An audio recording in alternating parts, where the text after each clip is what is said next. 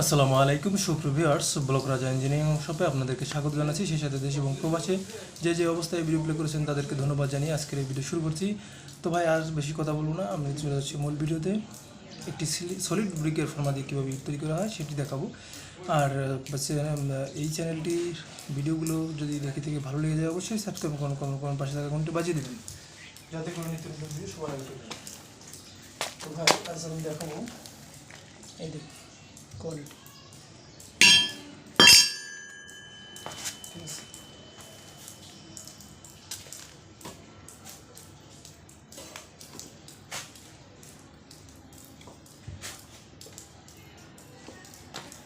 এটার কাজ কি?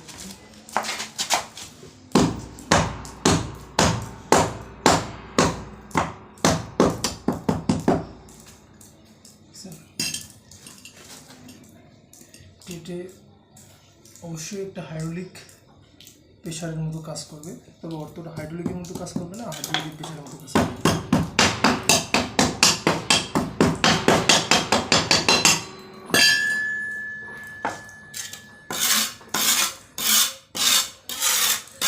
অসাধারণ ফর্মা কোয়ালিটি।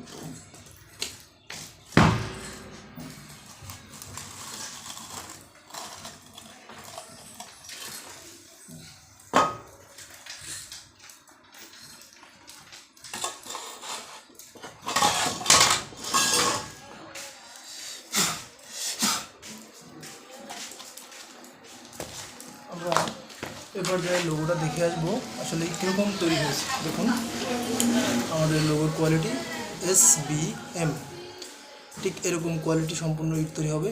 দেখুন এই পার্টটাগুলো 1 পার্ট 2 পার্ট, এটি খুবই অসাধারণ এবং খুবই কোয়ালিটি সম্পূর্ণ। আমরা একটু ইটটা মুভিং করে দেখাবো যে আসলে এই ইটটা কতটা শক্তিশালী হয়েছে, এবং এইটা কিন্তু সিমেন্ট ছাড়া, শুধু বালি।